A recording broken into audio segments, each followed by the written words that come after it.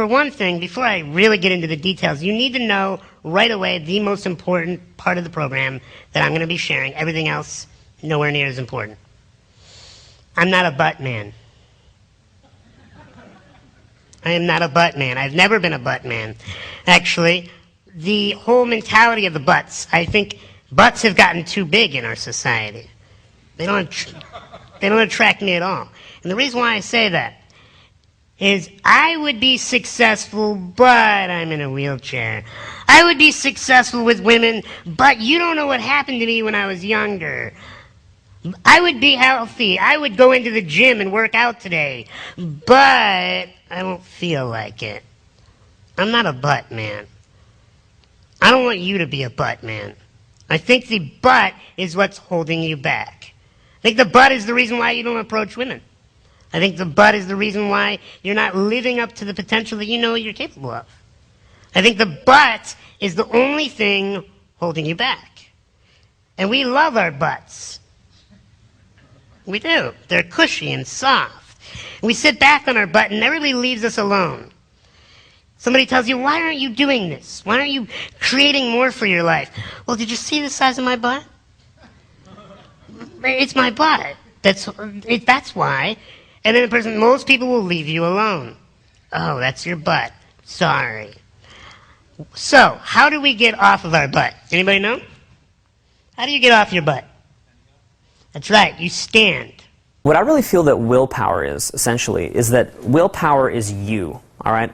Willpower is actually that one little thing inside of you that is you, okay?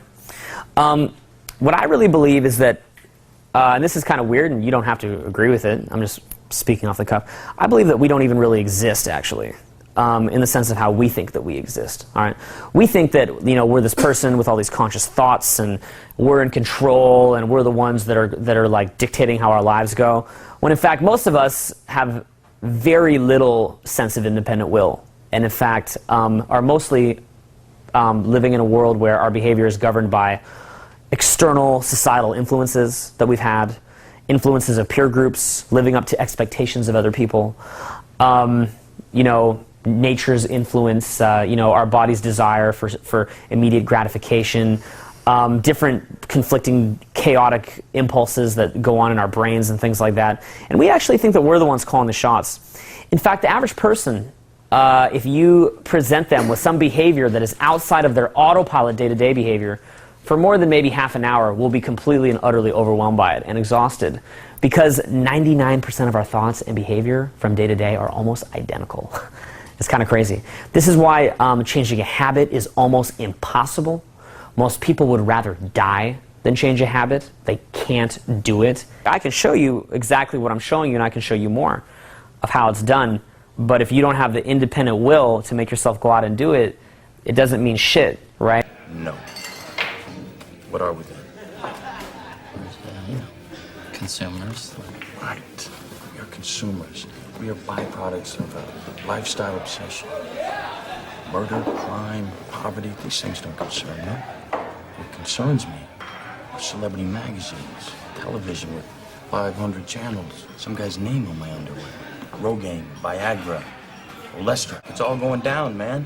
So fuck off with your sofa units and string green stripe patterns. I say never be complete. I say stop being perfect. I say let's evolve. Let the chips fall where they may. The things you own end up owning you. You just want me to hit you? Come on, do me this one favor. Why? Why? I don't know why. I don't know. Never been in a fight. You? No, but that's a good thing. No, it is not. How much can you know about yourself? You've never been in a fight. Here's to the crazy ones. The misfits. The rebels. The troublemakers. The round pegs in the square holes. The ones who see things differently. They're not fond of rules, and they have no respect for the status quo. You can quote them, disagree with them, glorify or vilify them. About the only thing you can't do is ignore them. Because they change things. They push the human race forward. And while some may see them as the crazy ones, we see genius. Because the people who are crazy enough to think they can change the world are the ones who do.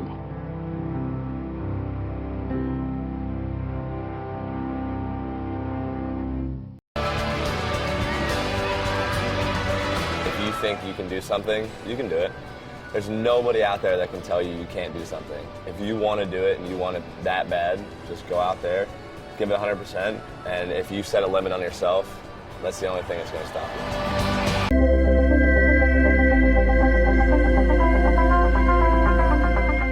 Everyone must feel himself like a pop star, or like an actress on a stage, and that all this crowd comes only for them. But I think the biggest thing is I don't think about really much. Once I get to a swim meet, I've done all the training and I've done everything that I need to do to get to that point. And now it's just time to put my goggles on and dive off the block and race. Come out and I work hard every day, so when I go on the track, I know I put in the work. Because that's the thing that plays on your mind when you're on the track. You're wondering if I did enough starts and stuff. So I make sure I put in the work, so when I go there, I have nothing on my mind. I'm really relaxed and ready to go. You go out there, some people break down mentally. Because I think if you think too much about it, you can kind of psych yourself out. Relax, you've gotten to that point, just jump in the water, have fun, and whatever happens, happens. And, if you don't like what happens, you can train and you can change things. I'm too weak, too slow, too big. I ate too much for breakfast. Got a headache. It's raining. My dog is sick. I can't right now. I'm not inspired. Makes me smell bad. I'm allergic to stuff. I'm fat. I'm thin. It's too hot. I'm not right. I've got shin splints, headache. I'm distracted. I'm exerting myself too much. I'd love to really, but I can't. I just can't. My favorite show is on. I got a case of the Mondays, the Tuesdays, the Wednesdays. I don't want to do this. I'm gonna do something else. After New Year's. Next week. Might make a mistake. I got homework. I feel bloated. I have gas. I got a hot date. My coach hates me. Mom won't let me. I bruise easily. It's too dark. It's too cold. My blister hurts. This is dangerous. Sorry, I don't have a bike. I didn't get enough sleep. My tummy hurts. It's not in my jeans. I don't want to look all tired out. I need a better coach. I don't like getting tackled. I have a stomach ache. I'm not the athletic type. I want to get sweaty. I have better things to do. I don't want to slow you down. I have to do this? As soon as I get a promotion, I think I'll sit this one out. And my feet hurt. Right? Because I always say that if you think you have problems, go get bigger problems. Stop focusing on yourself so much. And a lot of your own problems won't seem like such a big deal, like offering value. But look, that's the difference, okay? So you can feel good within yourself. So here, come down here and stand up for a second, all right? Or actually, just stay right here, okay? So look, again, just breathe in. Okay, now I want you guys to say, feel good.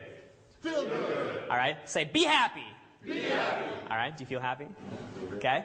Say, feel happy. Feel happy. All right? Do you guys feel good? Yeah. Yes. Okay? Just chill, right? And you can still have a high level of energy. All right? Okay? You can still feel good. You can still have that. But you have to allow the perception to dilate by slowing down. All right? Slow down the scatteredness. Be conscious, but don't be too self-conscious. How do you let them go? Well, you turn to NLP and they'll collapse anchors. I know, I'm a trainer of NLP. You turn to Huna and they'll cut the aka. You turn to hypnosis and they'll pull out the unconscious voice. You turn to Landmark, you turn to Robbins. Everybody's going to do a different thing. You know what really is going to do it for you? You.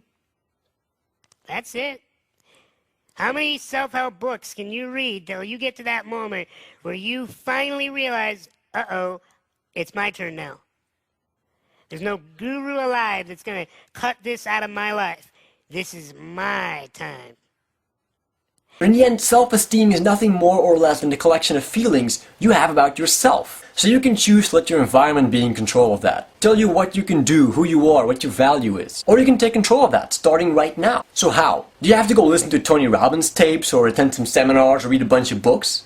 No, it's much simpler than that. Be someone you respect. And this is the only piece of advice I can give to people who want to become more social or more popular or more confident. Be someone you respect. Be someone you like.